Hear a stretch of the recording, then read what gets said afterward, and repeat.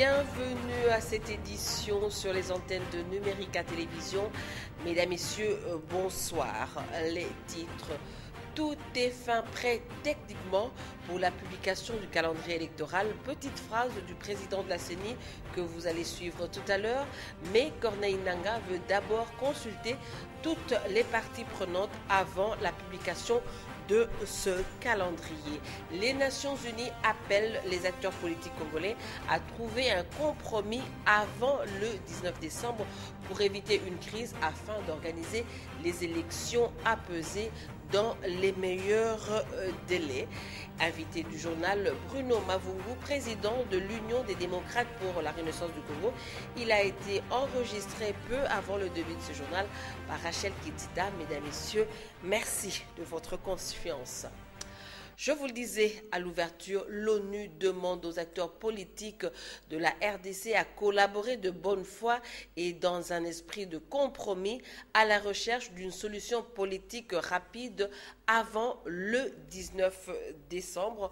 Dans une déclaration faite hier lundi à New York, le président du Conseil de sécurité, Raman Oyarzung, souhaite que cette collaboration ouvre la voie à la tenue la plus rapide possible des élections pacifiques, crédibles et ouvertes à tous et qu'elles se tiennent dans les meilleurs délais.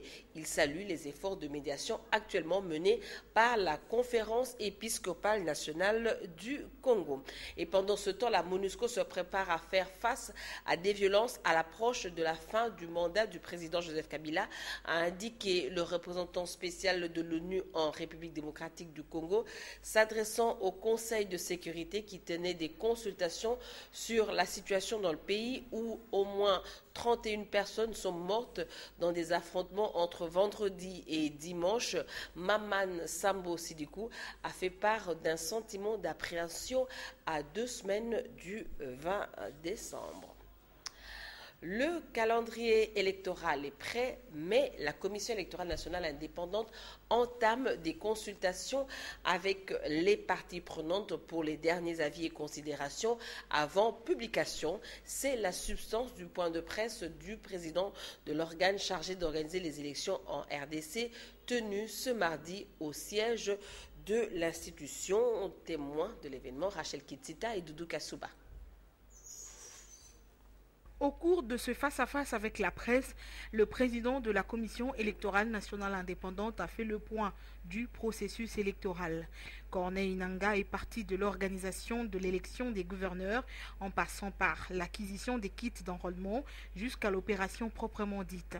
À ce sujet, le président de la CENI rassure, au 31 janvier 2017 sera clôturé le déploiement sur l'ensemble du territoire des kits électoraux pour l'enrôlement. Au 31 janvier 2017, effectivement, le déploiement sera clôturé sur l'ensemble du territoire national, soit plus de 40 000 tonnes de matériel sur tous les 17 545 centres d'inscription. Et au 31 juillet, sera la présentation par la CENI au peuple congolais du nouveau fichier électoral fiable est prêt pour l'organisation de tous les scrutins. La CENI annonce que le calendrier électoral est techniquement prêt. Sa publication est conditionnée par les consultations que la CENI entame avec les parties prenantes. Cependant, la CENI, dans ses compétences, et conformément à l'article 25.12 de la loi organique, commence ces jours les consultations avec les parties prenantes pour requérir les derniers avis et considérations des uns et des autres avant sa publication dans les jours qui viennent. La centrale électorale soutient la mission des bons offices de la SENCO. Nous avons 3 calendriers en souffrance qui ont été publiés et qui n'ont pas vu leur exécution. Et les raisons étaient souvent que il n'y avait toujours pas convergence au niveau des acteurs. Et alors, une large convergence des acteurs ou toute activité qui permettrait qu'on élargisse le champ d'adhésion à un tel calendrier est vraiment le bienvenu. Et comme nous l'avons dit, nous lançons aujourd'hui des consultations. Bientôt démarre dans 12 provinces l'opération d'enregistrement des électeurs, notamment dans le Haut-Katanga, le Haut-Lomami ou encore l'Ituri. Audience ce mardi au bureau de l'Assemblée nationale, le président de la Chambre basse du Parlement a échangé avec l'envoyé spécial des États-Unis dans la région des Grands Lacs, Aubin Minakou. S'est entretenu également avec le chef de la délégation du comité international de la Croix-Rouge en République démocratique du Congo, Rachel Kitita. Eric Kalambay pour le reportage. Le CICR en RDC a une variété de programmes, notamment à l'est du pays, où nous travaillons pour les victimes des conflits qui ont lieu à l'est, en termes de protection des victimes, de respect du droit international humanitaire, en termes aussi de détention, en termes aussi d'assistance pour des déplacés, pour des personnes qui ont été victimes et qui sont victimes encore aujourd'hui du conflit. Non seulement cette partie-là à l'est, mais aussi le CICR travaille en étroite coopération avec la Croix-Rouge congolaise, notamment lors de violences politiques dans les milieux urbains, et nous avons mis en place un programme et un plan avec la Croix-Rouge qui a été activé déjà à plusieurs reprises ces derniers temps de réponse aux violences. Donc c'est-à-dire que c'est un programme qui est basé sur des premiers secours et qui est basé sur l'acheminement des blessés aux hôpitaux. Et je tiens ici à souligner le travail remarquable de la Croix-Rouge congolaise à cet effet, en ville de Kinshasa notamment, mais pas seulement. Et ce programme est extrêmement bien mené. Et nous soutenons la Croix-Rouge congolaise à cet effet. Je crois qu'on a un très très bon soutien qui m'a été renouvelé pour les prochains mois et pour les prochaines années par le président de l'Assemblée nationale. Nous remercions donc le gouvernement de tout le soutien qui peut être apporté à travers les activités que le CICR met en place dans ce pays. Le temps que le président de l'Assemblée nationale m'a accordé et les sujets divers que nous avons eu à discuter avec lui. Nous étions heureux hier soir de voir le communiqué de la majorité qui a déclaré qu'il s'était encore très engagé de poursuivre, de continuer à soutenir les processus de la CENCO qui permettrait de trouver un consensus à la situation actuelle dans le pays. Continuons à encourager le rassemblement ainsi que la majorité de continuer à coopérer parce que nous osons croire que les enjeux sont énormes et nous pensons qu'il est toujours possible de parvenir à un consensus. Les jeunes du rassemblement signataires de l'accord politique du 18 octobre s'engagent à militer pour la paix. Ils ont lancé une campagne dénommée Congo Boboto Kin Kimia. La campagne vise à sensibiliser les Kinois à promouvoir la paix. Le lancement de la campagne a eu lieu hier lundi au cours d'un point de presse. Élisée Manfo pour les détails. Militer pour la paix, rien que pour la paix. Le message phare de la campagne dénommée Congo Boboto Kin Kimia, initiée par la jeunesse acquise à la paix du rassemblement signataire de l'accord de la Cité de l'Union africaine. La campagne exhorte la jeunesse congolaise à éviter d'être le marchepied des politiciens véreux, mais plutôt à s'unir pour la paix. Et ipso facto, le destin de notre pays, la République démocratique du Congo, elle dit non à une énième coulée de sang de la jeunesse congolaise et ne ménagera aucun effort pour sauvegarder cette paix dans notre pays. La jeunesse acquise à la paix du rassemblement décrète aujourd'hui son refus de servir de marchepied aux appétits vampiriques des extrémistes de tous bords qui veulent que le sang de la jeunesse congolaise coule le 19 décembre 2016. La jeunesse acquise à la paix du rassemblement, voulais-je dire, attend impatiemment les élections paisibles promises pour voir la passation du pouvoir entre le président de la République sortant, M. Joseph Kabila Kabange, et le nouveau président élu à l'issue de ces élections. À la même occasion, la jeunesse acquise à la paix du rassemblement félicite Sami Badibanga pour sa nomination à la tête du gouvernement. Autre chose, à l'approche des festivités de fin d'année, Vodacom Congo se propose de venir au secours des personnes vulnérables. Dans son programme dénommé Décembre, mois de partage, l'entreprise de télécommunications a remis des vivres frais et secs aux orphelinats et hommes de vieillard de la capitale. Parmi les bénéficiaires, il y a notamment l'orphelinat du Congo et le foyer Père Gérard. Hermione Nyanvou, Erin Dongala, reportage. Tokabola ou tendre la main pour redonner le sourire avec ceux qui ont perdu espoir est le thème de cette année du mois de partage à Vodacom Congo. Tout a commencé par la visite des orphelins dans les installations de la direction générale de l'entreprise. Occasion pour la directrice générale de Vodacom Congo de circonscrire cet événement annuel. Vodacom permet aux démunis et aux plus faibles de retrouver la joie. Écoutez, je pense que pour moi, d'abord en mois de décembre, le mois des fêtes, ça me semble important d'être un mois du partage avant tout. Un mois de partage, le mois où l'on fête Noël, où nous voulons que tous les enfants soient heureux. Et nous avons pensé bien évidemment aux démunis, aux enfants, comme d'ailleurs aux hommes de vieillards, pour faire en sorte qu'on ne les oublie pas et que même si c'est avec une modeste contribution, Vodacom, dans sa responsabilité sociale, puisse les aider à partager, puisse les aider à célébrer quand même ce mois. La fondation Vodacom, qui fait du social son cheval de bataille, tourne vers la nécessité chaque mois de décembre en vue de leur permettre de célébrer avec faste le fête de fin d'année. C'est pour Vodacom Congo une vraie joie de pouvoir partager, se retourner vers sa communauté au mois de décembre. Pour nous, nous le faisons toute l'année, mais le mois de décembre, c'est tous les employés de Vodacom Congo qui se trouvent à Kinshasa et dans toutes les provinces qui se mettent ensemble comme une famille autour d'une cause qui est de pouvoir partager. Au centre aide à l'enfance défavorisée de Kintambo, les orphelins ont bénéficié de vivres frais et secs. Les responsables de ces centres qui hébergent une trentaine des orphelins et enfants en rupture familiale se disent comblés. Visiblement fatigués, les personnes de troisième âge des hospices de Kintambo se sont senties comblées. Après, les cortèges s'est rendu au centre cri de l'orphelin du Congo à Bandalungwa. Merci est le seul mot.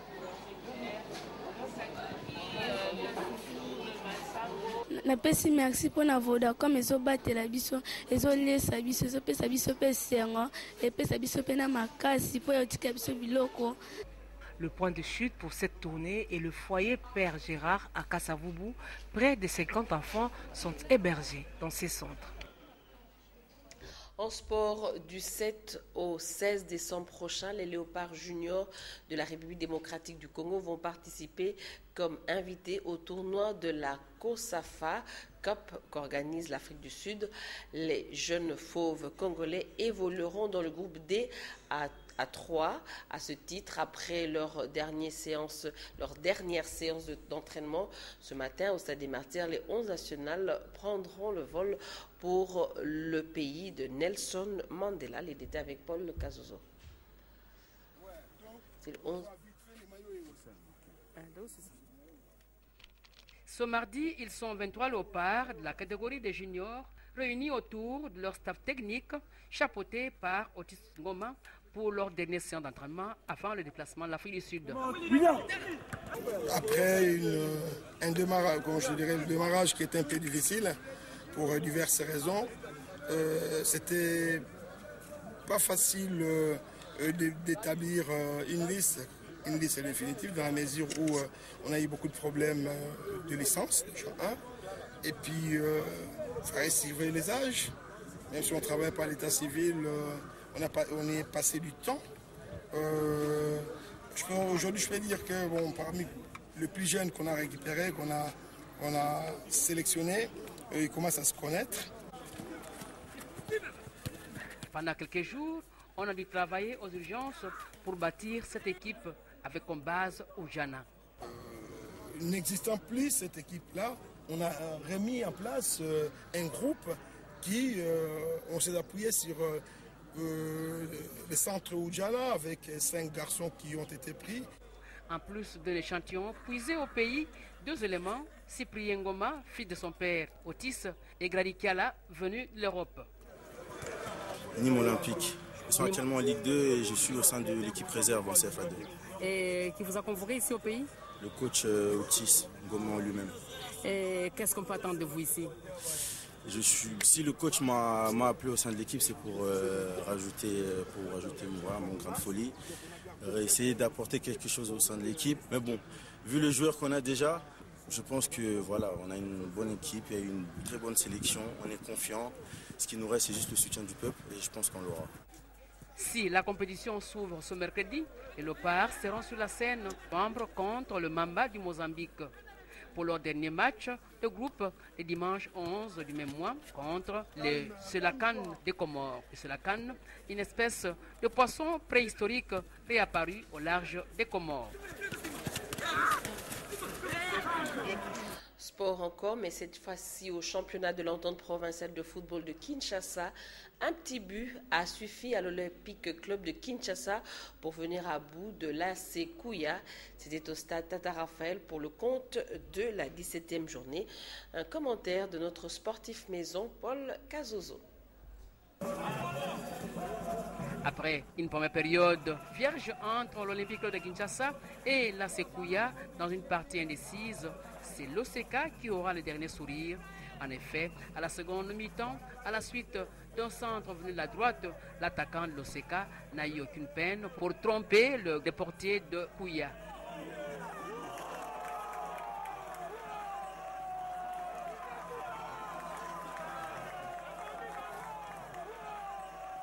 Malgré les efforts fournis pour revenir au score, Kouya n'y arrivera pas et l'OCK empoche les 3 points mis en jeu. L'OCK vise cette saison le titre selon son président Olivier Bierler. Vous savez, on joue le titre, donc on ne peut pas laisser passer des points. Kouya est 3e, il fallait gagner pour aller de l'avant. L'équipe est bien encadrée, les primes sont conséquentes. Vous avez vu les joueurs qui sont très contents, ça veut dire que la prime est conséquente.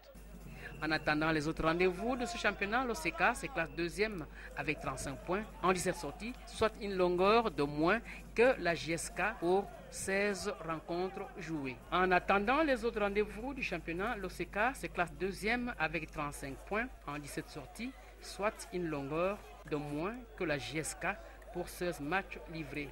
Kouya s'est arrêté à 31 points pour 17 matchs livrés.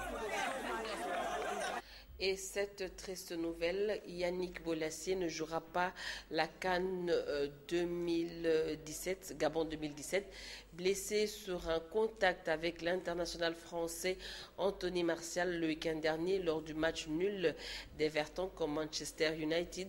L'attaquant congolais Yannick Bolasie pourrait ne plus rejouer avant un long moment. En effet, le club anglais où évolue l'international congolais a annoncé hier lundi dans la soirée que le natif de Lyon souffre d'une sérieuse blessure au ligament croisé du genou droit et va être opéré dans les prochains jours. Nous allons lire la presse. La politique et la sécurité dominent les journaux parus ce mardi dans la capitale. Ils ont été sélectionnés par Tapi Lutuno et commentés par Michel Kéréké. Revue de presse.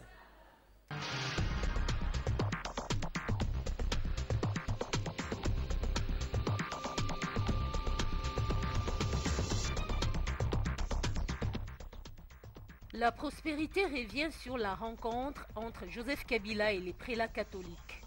Au cours de cette rencontre, le chef de l'État a demandé à la Senco de poursuivre sa médiation jusqu'à trouver la solution qui évite au pays de sombrer dans une profonde crise. L'avenir précise que Joseph Kabila a encouragé les princes de l'Église catholique de la RDC à poursuivre leur médiation pour permettre aux Congolais de se retrouver tous autour d'une seule et même cause, la RDC. Kabila renchérit le maximum à exiger de ses interlocuteurs d'obtenir des acteurs politiques de l'opposition des appels à l'apaisement. Plutôt que de tourner en rond, Forum des As conseille des pourparlers directs entre la plateforme au pouvoir et le rassemblement. Selon la plateforme issue du conclave des Genval, seul un tête-à-tête direct entre Joseph Kabila et Etienne Tshisekedi saurait sortir la République démocratique du Congo de son impasse politique actuelle. Du côté de la MP, on ne s'oppose pas à cette éventualité. Et à l'approche du 19 décembre, les dépêches des Brazzaville révèlent que les États-Unis, le Canada et la Belgique ont donné à leurs ressortissants l'ordre formel de quitter le Congo démocratique avant cette date en raison de la crainte des troubles qui pourraient survenir au pays à la suite de l'absence d'un véritable accord politique inclusif entre les forces politiques majeures. Dans le reste de l'actualité, 31 morts, dont 13 militaires et 18 miliciens. C'est le bilan des affrontements survenus le week-end dernier à Chikapa entre les forces de l'ordre et une milice. Information à lire dans les colonnes de la référence plus. Enfin, plus rien ne va entre les jeunes des Bandalungwa et ceux des Ngiringiri. Le phare évoque des affrontements qui ont opposé le week-end dernier sur l'avenue ex-24 novembre les deux écuries, les écuries de ces deux communes voisines. Le journal parle de nombreux blessés, sans toutefois donner les chiffres exacts.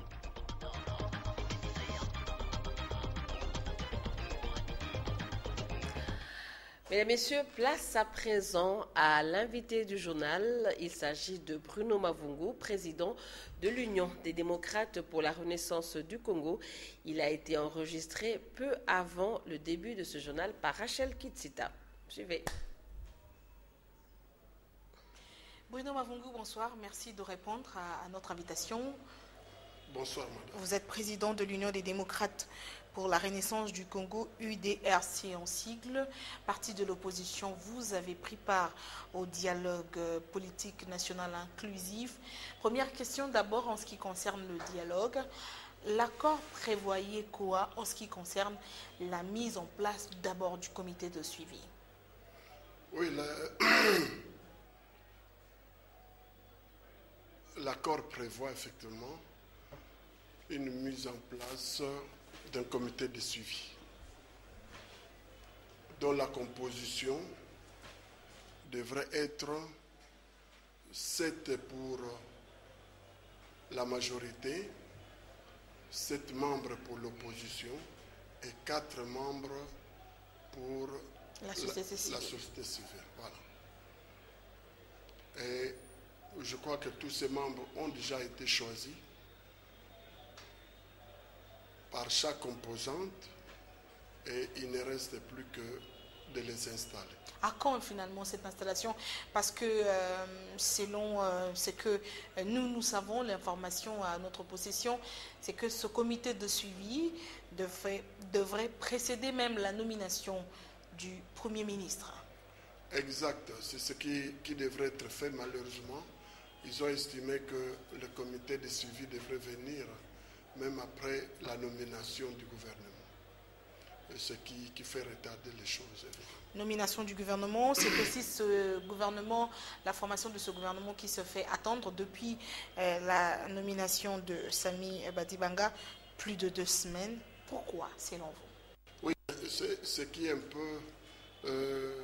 il faut noter qu'au moins, on a obtenu la nomination d'un Premier ministre. Donc c'est déjà une chose. Alors, mais un Premier ministre qui doit travailler avec un gouvernement. Oui, le Premier ministre doit travailler avec un gouvernement. Mais vous savez, ce n'est pas un gouvernement de la majorité comme ce fut le cas jusque-là. C'est un gouvernement qui doit négocier avec beaucoup de composantes, beaucoup de personnalités. Je crois qu'il est tout à fait normal qu'il prenne quand même le temps nécessaire, le Premier ministre, consulter les uns les autres pour... certainement que ce n'est pas pour que tout le monde soit rencontré. Écoutez, je crois qu'il faut essayer d'aller le plus loin possible et c'est ce qu'il est en train de faire. L'accord est resté ouvert pour tous ces partis, toutes ces personnalités qui n'ont pas participé au dialogue de pouvoir y adhérer. Aujourd'hui, la mission des bons offices de la SENCO a reçu les encouragements du président de la République. Qu'est-ce que ça signifie selon vous, Bruno Mavungu? Bon, écoutez, mais de toutes les façons, c'est ce qui dit l'accord. Donc personne ne peut aller à l'encontre de ce qui a été dit, y compris les chefs de l'État. Donc, il ne peut qu'encourager cela. Il ne peut encourager de rechercher le plus de monde possible à adhérer à cet accord. Donc, il faut nécessairement qu'on reste ouvert. N'avez-vous pas l'impression parce que l'accord lui-même est ouvert. N'avez-vous pas l'impression, Bruno Mavungu, que le rassemblement finalement se définit comme étant la vraie opposition en République démocratique du Congo? Écoutez, si quelqu'un dit que c'est la vraie opposition, moi je n'ai pas de problème à les discuter. On vous a assimilé aux alliés de l'AMP. Écoutez, bon, alors, quel miracle le G7 a fait pour devenir opposition? Est-ce qu'il y a eu un travail fait pour qu'aujourd'hui, parce que vous dites c'est la vraie opposition, alors dites-moi, quel travail le G7 a fait pour devenir la vraie opposition? Rien du tout. Donc il a suffi qu'un beau matin, qu'il y ait une petite dispute dans leur majorité, et ils sont sortis. Ils sont devenus des opposants. J'ai parlé de vraie opposition, on va parler de vrai dialogue, alors que, à l'unanimité, finalement, la classe politique congolaise s'accorde à croire à l'idée qu'il faut des dialogues directs, comme le veut la SENCO, entre le rassemblement et la majorité présidentielle. C'est encore ça, un élément qui démontre que le rassemblement est la vraie opposition et que maintenant, on va aller au vrai dialogue. Écoutez, moi, tout ça ne m'intéresse pas. C'est quoi qui vous intéresse? Ce qui m'intéresse, c'est qu'il faut voir dans les rassemblements des gens qui n'ont pas défini dès le départ ce qu'ils veulent. C'est-à-dire quoi? Non, mais en fait, ils ne parlaient pas du dialogue. Pour eux, il faut y aller et faire partir Kabila. Venise, Ibiza, c'est pas ça, dialogue? Écoutez, je vous dis ce que je connais. Parce que l'UDPS, ce n'est pas le rassemblement. N'est-ce pas? Je crois que vous êtes d'accord avec moi. Donc, l'UDPS a parlé du dialogue. On a poussé, nous avons poussé jusqu'à convaincre tout le monde, sauf la majorité. Et dans cette majorité, se trouvaient les gens comme des G7. Dans dans l'opposition, la dynamique. Donc, ils ne voulaient pas du dialogue. Jusqu'au jour où le président Tshisekedi les invite à Genval, ils ne voulaient pas du dialogue. Le président Tshisekedi a parlé du dialogue à l'ouverture comme à la clôture. Et l'UDPS, s'il vous plaît, n'avait posé aucun préalable. Maintenant, pour bloquer l'UDPS dans son idée de dialogue, ils ont avancé des préalables. Malheureusement, l'UDPS est tombé dans ces pièges de préalables. Ça veut dire que la machine du dialogue au rassemblement est bloquée par le G7. Et donc c'est le G7 qui prend en otage l'UDPS. C'est ce que vous dites. Je ne dis rien du tout. Ce n'est pas un otage parce qu'au jour d'aujourd'hui... Alors qu'on comprend... Non. Au jour d'aujourd'hui, je crois... Nous sommes dans une classe politique et les gens se connaissent. Le président Tshisekedi, quand il a dit quelque chose, souvent il ne revient pas sur ça. Aujourd'hui, je crois qu'on se voit qui veut négocier quoi. Et pourtant, il n'était pas pour le dialogue. Donc c'est pourquoi je dis, la vraie opposition ou la vraie ceci, moi je ne suis pas sur cette façon de voir les choses.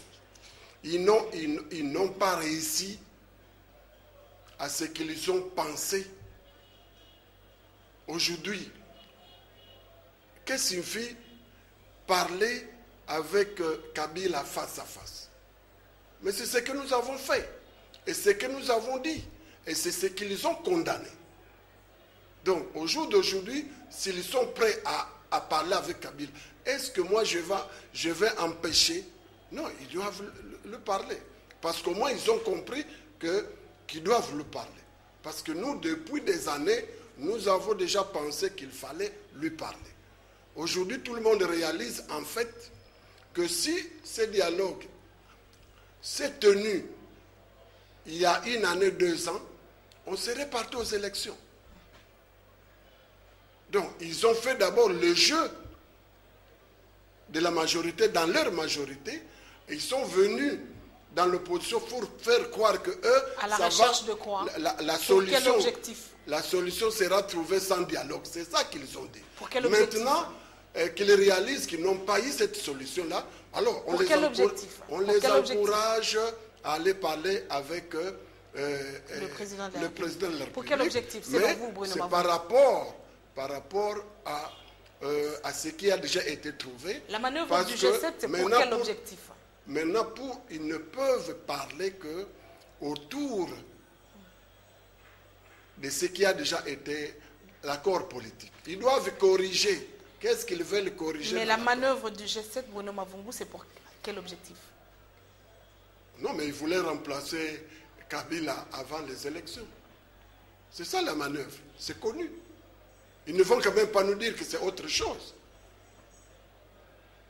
Et quand aujourd'hui ils continuent à faire du chantage sur la date du 19, c'est ça qu'ils font faire croire aux gens.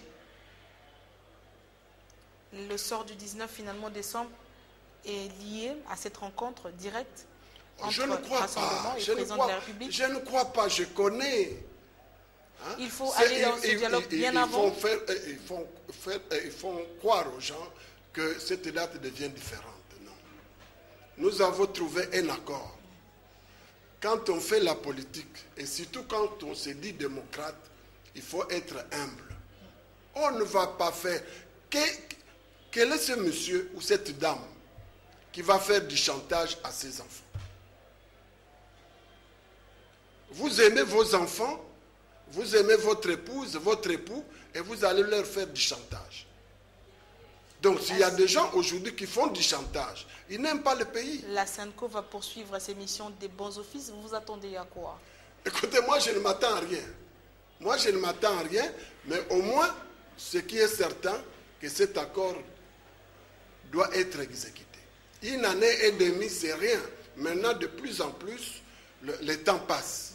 Et on va se retrouver tous. Personne n'aura bien préparé les élections pour son parti. Et vous allez voir d'autres réclamations. Cette rencontre Rassemblement Majorité signifie amender l'accord politique ou tomber caduc? Écoutez, l'accord est déjà là.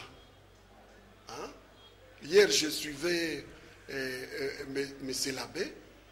Ils sont d'accord que le Premier ministre puisse sortir de l'opposition. Est-ce que c'est celui-là? Écoutez, c'est M. Labbé qui disait qu'il y a une convergence. Donc, puisqu'ils sont d'accord que le Premier ministre puisse sortir de l'opposition, ça signifie qu'ils sont d'accord que M. Kabila puisse continuer à diriger la transition. Alors, maintenant, ils ont changé quoi? Ils ont changé quoi? Pourquoi ils nous font traîner? Parce qu'en fait, la discussion, c'était celle-là.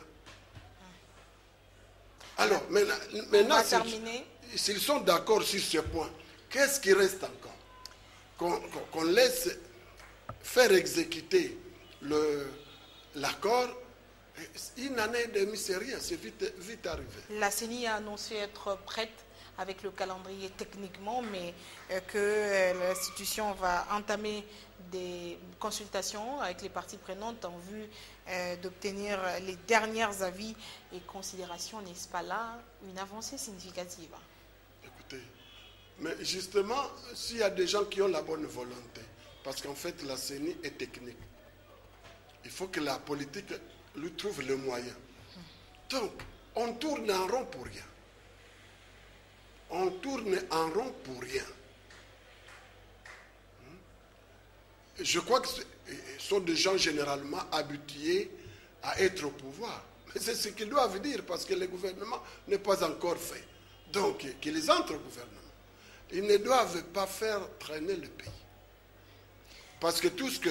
Moi, j'ai suivi M. Labbé et tout ce qu'il a dit, les points convergents, en fait, c'était ça le problème. Alors, puisque tout le monde est d'accord, voilà, qu'on y aille. Mais c'est qu'ils sont d'accord pour tout ce qui a été fait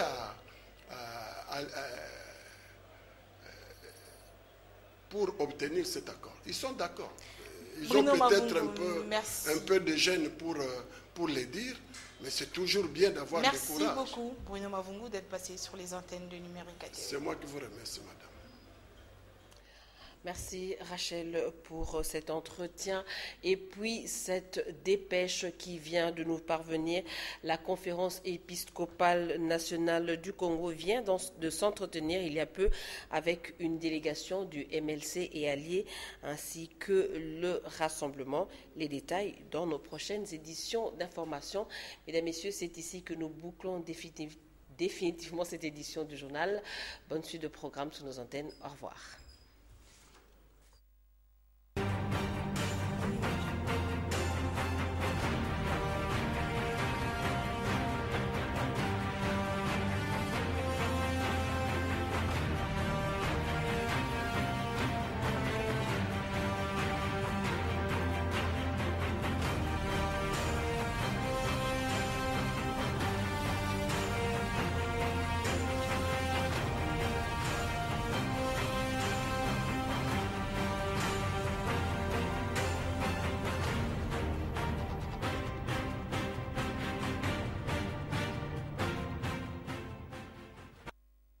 Il a plu au Seigneur de rappeler à lui l'âme de sa fidèle servante Annie Kachama Milolo, décédée à Kinshasa le samedi 26 novembre 2016. Les familles Kachama et Nyunzi annoncent à tous les proches, aux amis et connaissances que la levée du corps de la mort de la clinique Ngaliema a eu lieu ce mardi 6 décembre 2016 à la mi-journée. Une messe d'action de grâce a été dite en sa mémoire à l'église Sainte-Anne avant l'exposition de la dépouille mortelle à Assanef pour un dernier hommage. L'inhumation aura lieu le mercredi 7 décembre 2016 au cimetière de Beteke, Nouvelle Cité, dans l'après-midi. Les familles éplorées demandent à tous ceux qui ont connu Madame Annie Kachama Milolo de garder une pensée pieuse en sa mémoire. Il a plu au Seigneur de rappeler à lui l'âme de sa fidèle servante Annie Kachama Milolo, décédée à Kinshasa le samedi 26 novembre 2016. Les familles Kachama et Nyunzi annoncent à tous les proches, aux amis et connaissances que la levée du corps de la mort de la clinique Ngaliema a eu lieu ce mardi 6 décembre 2016 à la mi-journée. Une messe d'action de grâce a été dite en sa mémoire à l'église Sainte-Anne avant l'exposition de la dépouille mortelle à Assanef pour un dernier hommage. L'inhumation aura lieu le mercredi 7 décembre 2016 au cimetière de Beteke, Nouvelle Cité, dans l'après-midi. Les familles éplorées demandent à tous ceux qui ont connu Madame Annie Kachama Milolo de garder une pensée pieuse en sa mémoire.